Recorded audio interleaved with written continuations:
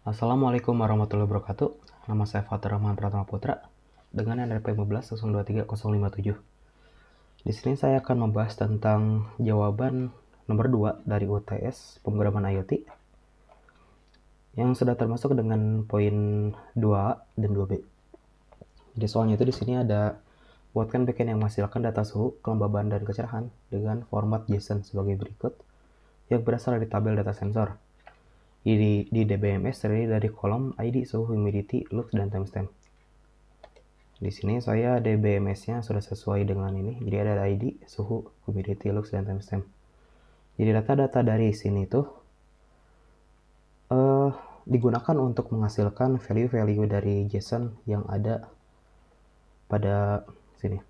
Untuk JSON sendiri, saya sudah sesuai dengan ketentuan pada soal ini. Itu seperti ini. Jadi ada suhu max, suhu min, suhu rata-rata, nilai suhu max, min max, 1 year max, dan lain sebagainya. Nah, nilai dari JSON ini itu di generate dari backend, dan backend itu mengambil dari data dari DBMS MySQL yang ini. Ya, datanya apa nanti diolah oleh backend dan hasilnya akan dikirimkan ke frontend melalui JSON dengan format seperti ini. Pada backendnya sendiri, saya di sini menggunakan total 4 buah file coded untuk setupnya. Pertama di sini untuk server, di sini digunakan untuk API, control API. Lalu di sini ada MQTT. Saya di sini menginisialisasikan dulu ini untuk MQTT kliennya, menggunakan MQTT klien yang mana? Karena saya di sini menggunakan localhost MQTT-nya. Untuk brokernya saya menggunakan localhost yaitu Mosquito broker. ESP32-nya itu menggunakan Wokwi. Dan juga untuk backend dan frontend ini menggunakan lokal, maka di sini saya menggunakan ngrok untuk port forwarding agar bisa diakses pada Wokwi. Kenapa saya tidak menggunakan seperti MQTT Hive saja yang itu bersifat publik? Karena ini menurut saya ini lebih mudah saja dan lebih private, sehingga tidak gampang diakses orang-orang. Meskipun saya juga tahu itu jika saya juga bisa menggunakan broker publik dengan menggunakan ID unik pada topik sensornya ini. Jadi agar tidak bisa diketahui orang-orang lain. Tapi karena untuk memudahkan, jadi saya menggunakan ngrok saja. Untuk topiknya sendiri, saya di sini menggunakan 2 buah topik, yaitu ada topik IoT UAS sensor dan IoT UAS pompa. IoT UAS sensor ini digunakan untuk mengirimkan data-data seperti temperatur, humidity, dan like. Sedangkan untuk IoT UAS pompa ini digunakan untuk mengontrol pompa yang terhubung pada relay. Nah, di sini adalah untuk handler untuk topik pompa ya. Jadi di sini jika misalkan pump state-nya itu on dan pump state-nya itu off, nanti di sini akan diproses dan dikirimkan ke ESP32 yang tadi. Ini adalah untuk handler topik message-nya. Di sini adalah untuk parsing datanya. Seperti ini di sini untuk parse JSON-nya. Dan ini untuk validate payload-nya. Nah, dan ini terakhir. Ini di sini digunakan untuk insert ke database-nya, sehingga ini akan dimasukkan ke DBMS-nya. Nah, ini untuk query-query untuk pemrosesan data-data dari hasil parsing yang sebelumnya. Bagian di sini itu digunakan untuk menangani operasi-operasi dengan data-data yang ada di database tadi tuh. Jadi function get analytic ini bertanggung jawab untuk menghasilkan data JSON analitik. Di sini saya menggunakan beberapa buah query. Total ada 3 query. Query yang pertama itu menggunakan aggregate function, yaitu min, max, dan average untuk mendapatkan suhu maksimum. minimum dan rata-rata dari semua data di database. Dan yang kedua itu yang ini, query ini digunakan untuk memfilter data yang memiliki suhu maksimum, kemudian itu diurutkan berdasarkan humidity tertinggi, dan hasilnya itu disimpan di array nilai suhu max, humid, max, seperti yang di JSON tadi. Nah, yang query ketiga ini digunakan untuk mengekstrak bulan dan tahunnya. Nah, di bagian return ini, function mengembalikan objek JSON dengan struktur yang persis sesuai dengan requirement soal. Yang tadi, nanti JSON-nya itu akan jadi seperti ini. Nah, sekarang saya akan coba saja untuk langsung memvalidasi hasil dari JSON ini ke JSON editor online. Nah, ini saya coba transform. Nah, hasilnya akan jadi seperti ini. Jadi di sini ada suhu max, suhu min, suhu rata-rata, nilai suhu max, humid max yang tadi dengan data-datanya, dan di sini juga ada month year max. Di sini itu tadi ini ada query 1, ini query 2, ini query 3. Nah, itu adalah hasil dari pemrosesan data-data yang saya tunjukkan sebelumnya. Nah, dari hasil JSON yang tadi, saya di sini menggunakannya untuk mengisi data-data pada dashboard di sini. Seperti tadi suhu maksimumnya berapa, suhu minimumnya berapa, suhu rata-ratanya berapa. Di sini ada data sensor terbaru. Ini saya menggunakan API yang ini. Jadi di sini API ini digunakan untuk mengambil data-data dari DBMS sebanyak kurang lebih 50 data. Ini adalah format JSON-nya seperti ini. Dan hasilnya nanti akan jadi seperti ini. Ini juga untuk data suhu maksimumnya tinggi. Ini ada untuk analisis per bulannya. Di sini sebenarnya ada data untuk rata-rata dan minimum. Hanya saja ini sepertinya ada agak kebesaran. Jadi tidak ada limit. Jadi jika datanya besar, ini terlalu panjang. Di sini ada untuk periode tadi, ada bulan dan tahun. Dan di sini ada untuk mengontrol pompa dan delay. Pada status pompa ini, saya di sini menggunakan data JSON seperti ini. Jadi di sini untuk melihat, untuk memonitor statusnya seperti apa. Karena ini statusnya off, maka di sini statusnya itu jadi mati. Nah, di bagian frontend-nya sendiri, saya untuk parsing datanya menggunakan function yang ini. Jadi pada bagian sini, ini melakukan 3 TTP GET request secara bersamaan menggunakan promise all untuk efisiensi proses. Selanjutnya, bagian sini, ini digunakan untuk parsing JSON-nya. Jadi akses library ini menggunakan HTTP request untuk melakukan parsing JSON. Formatnya itu string kalau nggak salah menjadi JavaScript object. Nanti hasil parsingnya itu disimpan ke React State menggunakan set report data. Selanjutnya pada bagian ini adalah salah satu contoh penggunaan dari data hasil parsing yang sebelumnya. Seperti ini. Nah, terakhir, saya menggunakan use effect ini untuk membuat agar datanya selalu terbarukan. Jadi di sini setiap 5 detik itu akan terus reload websitenya. Sehingga data-datanya itu terus mengambil yang terbaru.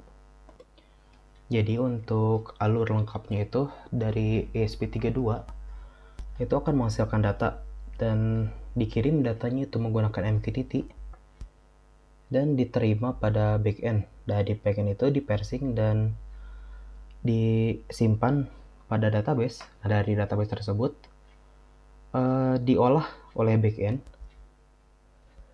Lalu oleh backend ini di-generate JSON ya, lalu dikirimkan ke frontend menggunakan fetch via Axios. Itu tadi seperti yang saya jelaskan tadi, itu menggunakan Axios auto parse JSON string. Lalu itu disimpan pada React State dan di render di frontend seperti ini, ada data-datanya. Nah, sekarang saya akan menjelaskan bagian walkthrough-nya. Nah, di sini bisa terlihat bahwa ESP32 ini telah mengirimkan data-data seperti temperaturnya berapa, humidity-nya berapa, light-nya berapa. Nah, di sini karena saya menggunakan localhost, saya di sini menggunakan ngrok. Setupnya seperti ini. Ini adalah topiknya dan lain sebagainya. Ini adalah settingan untuk kontrol pompa. Ini untuk MQTT callback-nya. Ini untuk connect ke wifi-nya. Ini untuk MQTT reconnect. Jika misalkan MQTT-nya itu tiba-tiba terputus, maka akan reconnect sendiri menggunakan kode seperti ini. Nah, ini adalah untuk setupnya. Setup untuk pin dan MQTT-nya, MQTT server. Ini adalah program utamanya. Jadi di sini dari hasil data-data yang didapat dari sensor, maka di sini akan dibuat JSON-nya. JSON-nya itu nanti hasilnya jadi seperti ini. Publish ini. Ini adalah format JSON-nya. Dan nanti akan dikirimkan kepada backend menggunakan MQTT yang IoT UAS sensor ini. Saya akan langsung perlihatkan saja. Ada MQTT box di sini. Nah, di sini ada total dua buah topik, yaitu ada IoT UAS sensor yang digunakan untuk mengirimkan data-data sensor ke backend. Ini adalah IoT UAS pompa, ini digunakan untuk mengkontrol pompa yang ada di ESP ini melalui frontend yang tadi nanti akan saya tunjukkan.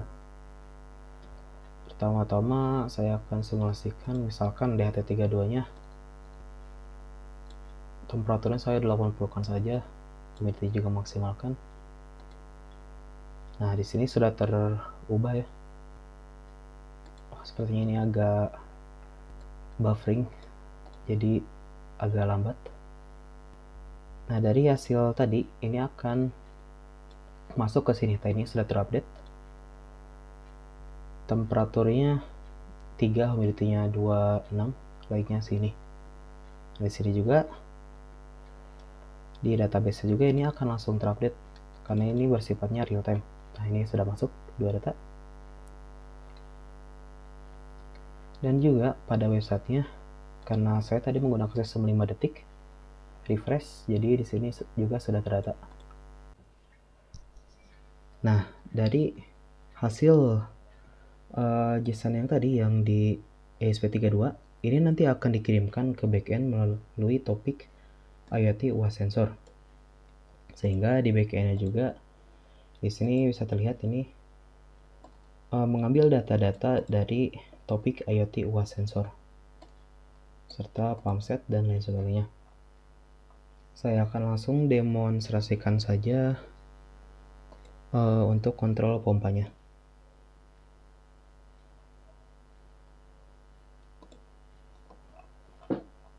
Nah, di sini status awalnya itu mati ya. Biasanya juga mati. Saya akan coba nyalakan. Nah, di sini statusnya sudah menyala. Dan juga jika status di JSON ini bisa terlihat ini sudah menyala ya, on. Kita lihat di MQTT-nya. Nah, di sini sudah mengirimkan payload ke ESP32-nya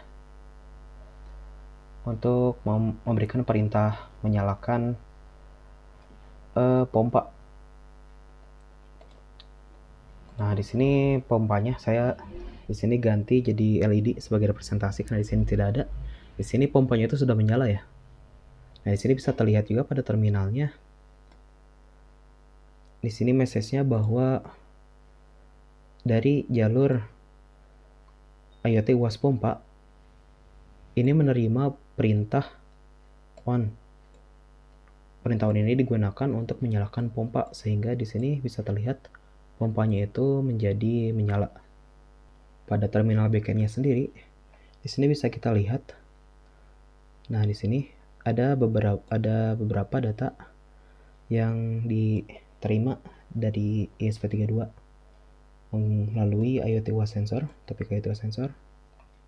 Itu data-data seperti temperatur, humidity, dan like.